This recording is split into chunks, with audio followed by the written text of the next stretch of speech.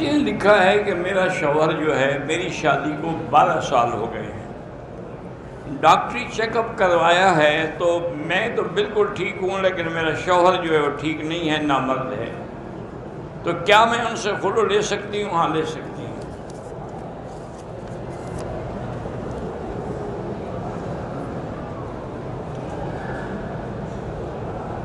ہم کسی ٹیم کے ساتھ پیسے لگا کے اگر پیسے دونوں طرف سے ہوں تو پھر وہ حرام ہے۔ ایک طرف سے ہوں کہ جیت گئے تو ہم انعام دیں گے، وہ جائز ہے۔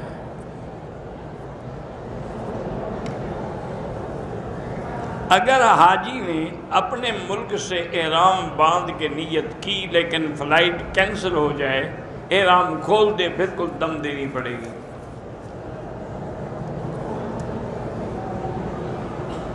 اگر کوئی آدمی 15 گھنٹے ٹرین میں سفر کر رہا ہے، دوران سفر سو گیا، احترام ہو گیا، اب گھر جا کر غسل کرے یا ٹرین میں؟ اگر ٹرین میں حمام ہے تو فوراً غسل کرے تاکہ نمازیں پڑھے، یہ تو نہیں کہ گھر جائے اور 15 گھنٹے لگ جائیں۔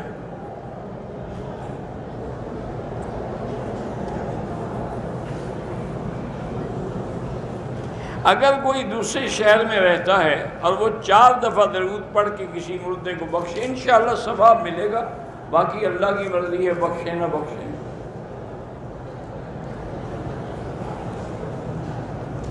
ہم ناروے میں رہتے ہیں، ہمارے ایک عزیز کے بیٹے اور بیٹی نے غیر مسلم سے شادی کی ہے، ان کی اولاد بھی ہے، بہرحال وہ شادی نہیں ہے، وہ گناہ ہے بلکہ کفر ہے۔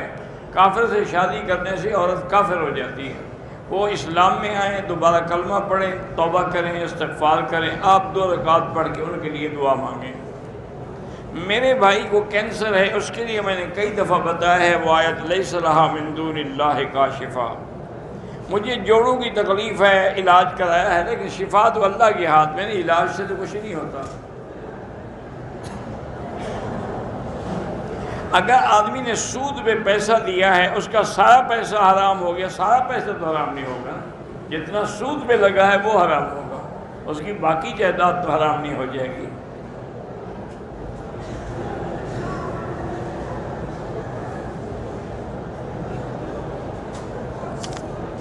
کہتے ہیں جی کہ حضور نے فرمایا ہے کہ جو کافروں میں رہتے ہیں میں ان سے بری ہوں۔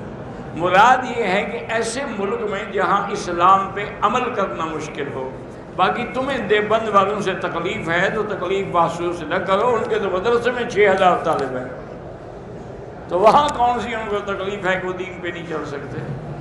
اور اس ملک میں 25 کروڑ مسلمان ہیں، یہ تو اب لڑائیاں ہو جاتی ہیں، اللہ معاف کرے بچائے، ان پر تو کوئی اعتراض نہیں کہ وہاں کیوں مدرسہ بنایا ہے۔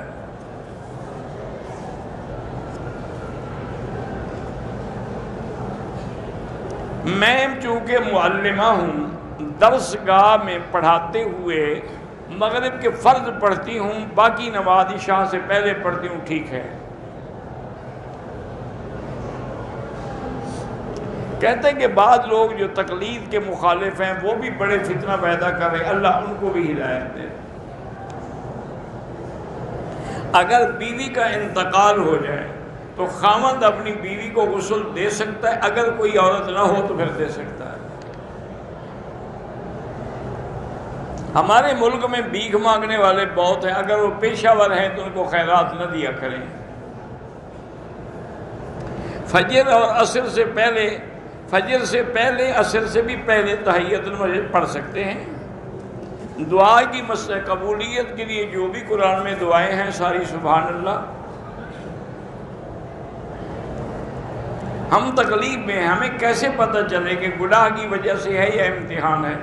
اگر تم نے گناہ نہیں کیا پھر امتحان ہے، اگر گناہ کیا ہے تو اس کی وجہ سے ہے۔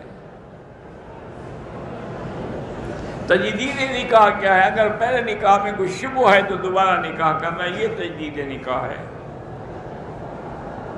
مغرب کا وقت جو ہے سورج کے غروب ہونے کے بعد ایک سرخی ہوتی ہے، بعض ائمہ کہتے ہیں کہ یہ شفق الاحمر جب ڈوب جائے تو عشاء کا وقت ہو گیا، لیکن امام حنیفہ فرماتے ہیں کہ شفق احمر کے بعد ایک شفق ابیض ہوتی ہے، وہ جب سپیدی گم ہو جائے پھر وقت ختم ہوگا۔ جادو کے ذریعے اولاد کی بندش کرائی جا سکتی ہے، بالکل حرام ہے۔ جادو کرنا بھی حرام ہے، کرانا بھی حرام ہے۔ اگر ایسا خطرہ ہو تو سورۃ بقرہ پڑھو سارے گھر والے۔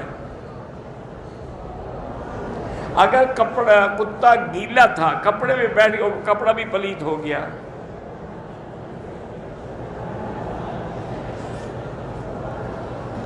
میری دوست ہے، بیوہ ہے، وہ کہتے ہیں میں دوسری شادی نہیں کرنا چاہتی کیونکہ میری تمنا ہے کہ میں جنت میں بھی اپنے اسی پہلے خاوند کے ساتھ رہوں۔ تو ٹھیک ہے، اچھی بات ہے۔ غیر مسلم کی مدد کریں پھر بھی ثواب ملتا ہے۔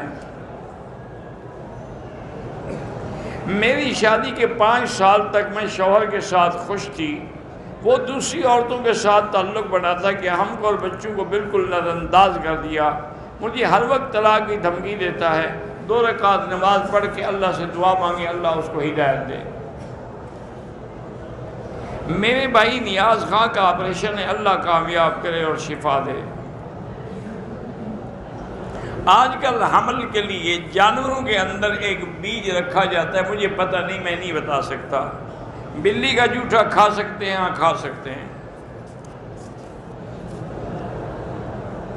میں نے 2 عمرے کیے ہیں پاکستان سے آ کر، اب تیسرا عمرہ اپنی والدہ کے لیے کر سکتا ہوں؟ ہاں کر سکتے ہیں، بالکل۔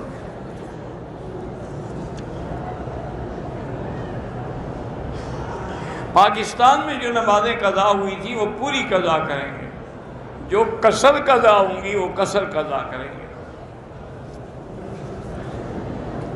اگر کوئی زندہ شخص ہے، معذور ہے، اس کے لیے بھی آپ عمرہ طواف کر سکتے ہیں۔ میرا بیٹا ہے، پڑھتا ہے، اللہ کامیاب کرے۔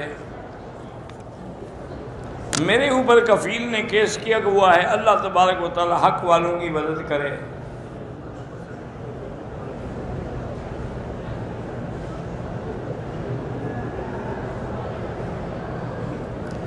ایک آدمی کی بیوی فوت ہو گئی، اس کی اولاد ہے، لڑکیوں نے کہا ہے کہ یہ مکان جو ہے ایک ہمارے بھائی کے نام لگا دیں، وہ نہیں راضی ہو رہا، کہتا میں نے شادی کرنی ہے، اولاد شادی کے لیے رکاوٹ نہیں ڈالتی، بس یہ مسئلہ مقامی علماء کو بٹھا کر حل کریں۔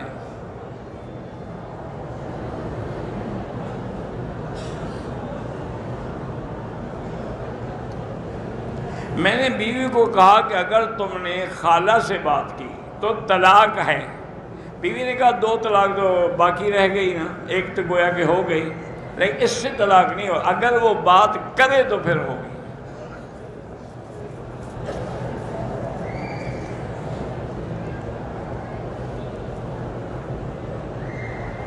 کہتے جی کہ حمل کے 8ویں مہینے میں بیوی کے پیروں میں سخت تکلیف ہوتی ہے، تو خاوند اپنی بیوی کے پاؤں تکلیف ہو تو دبا سکتا ہے؟ کیوں نہیں دبا سکتا ہے؟ کیا وجہ ہے؟ وہ تمہارے پاؤں دبا سکتی ہے، تم کیوں نہیں دبا سکتے ہو؟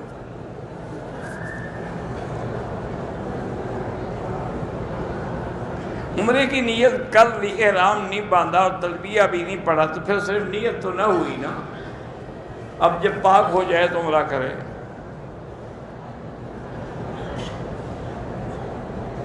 جن لوگوں کو جدے سے واپس کر دیا گیا تو وہ دم بھی دیں گے اور سر بھی منڈائیں گے۔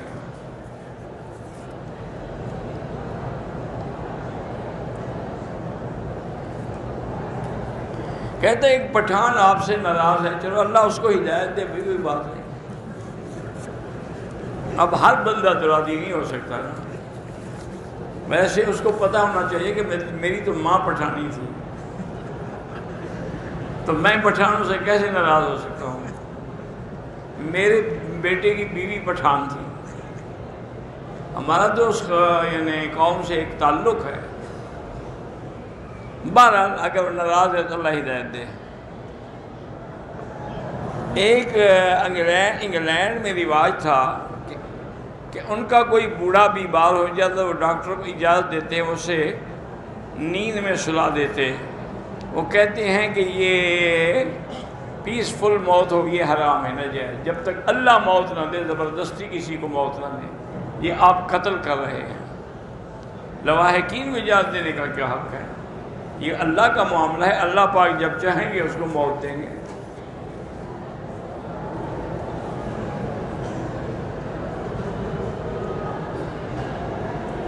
بہرحال اگر عورت کو لیکوریا ہے، کبھی نہیں آتا، تو پانی نہ آئے اور عصر کے بعد مغرب تک نہیں، تو عصر کے وضو سے مغرب ہم بالکل پڑھ سکتی ہے۔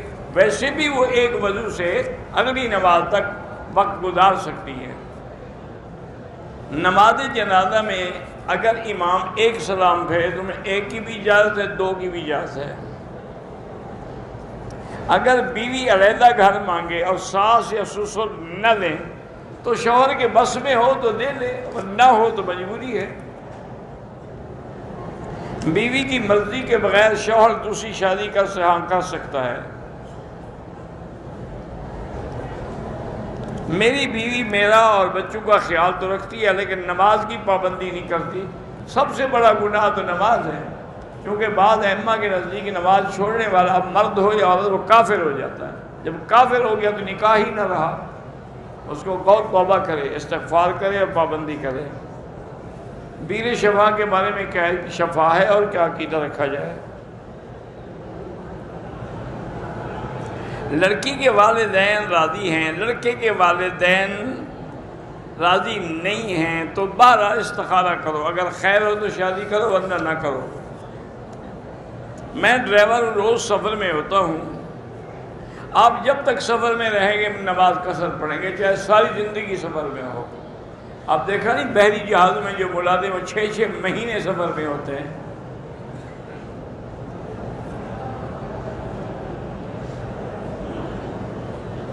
میری بیٹیاں ہیں، بیٹا نہیں ہے، سسرال والے باتیں کرتے ہیں تو وہ جاہل ہیں۔ بیٹیاں ہوں یا بیٹا ہو، یہ اللہ کا نظام ہے، جو چاہے وہ دے، اور نہ عورت کے ہاتھ میں ہے نہ کسی کے ہاتھ میں ہے۔ وتر کی نماز اگر تہجد کے ساتھ پڑھیں تو بہت ثواب ہے۔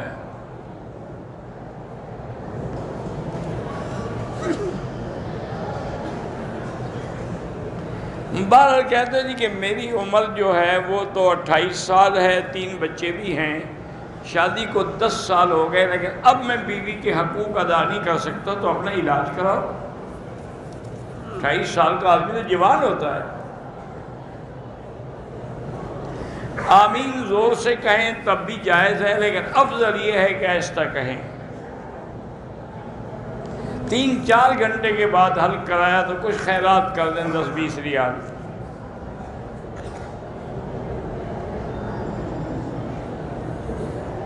اگر نفلی عمرے کے لیے آدمی نے احرام بھی کر لیا، نیت بھی کر لی، تلبیہ بھی پڑھ لیا، راستے میں ٹوپی سر پہ رکھ لی، کچھ نہیں ہوتا۔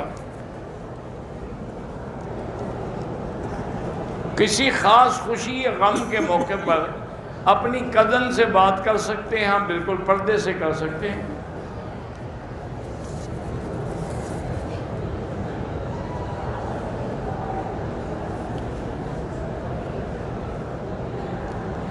والدہ کو عمرہ کروا رہا تھا، ان کی طبیعت خراب ہو گئی، عمرہ مکمل نہ کر سکے، طواف کو 3 چکر لگائے، واپس ہوٹل چلے گئے، اب دوبارہ 2 دن بعد عمرہ کرایا، لیکن دم تو پڑ گئی کہ پہلے عمرے کو تم نے کھول دیا، فاسد کر دیا۔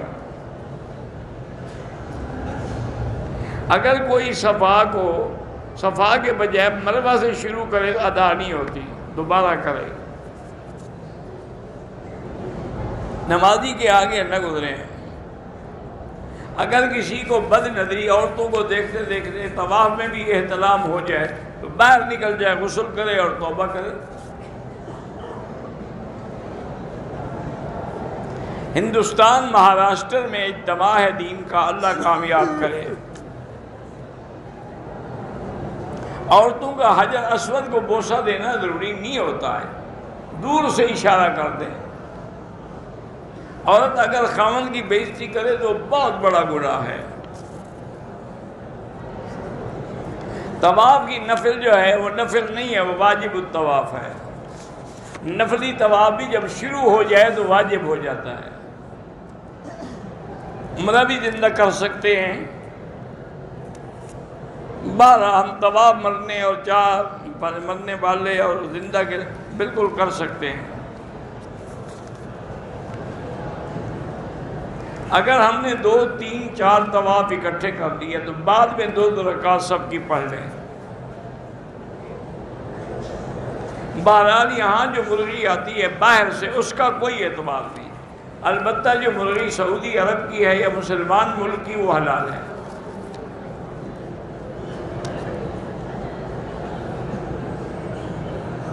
بہن بہنوئی کے ساتھ آنا چاہتی ہے تو آ سکتی ہے۔ اگر آدمی 2 رکعت والی نماز پڑھ رہا تھا، دونوں رکعتوں میں ایک ہی سورت پڑھی، کوئی حرج نہیں۔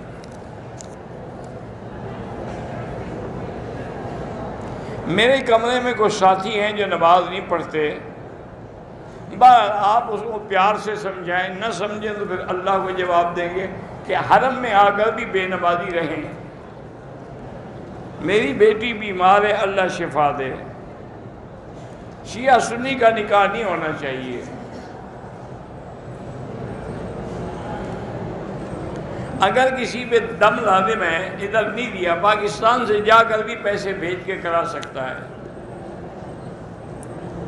مولانا قاری حنیف صاحب کی بیٹی ہسپتال میں، اللہ شفا عطا فرمائے۔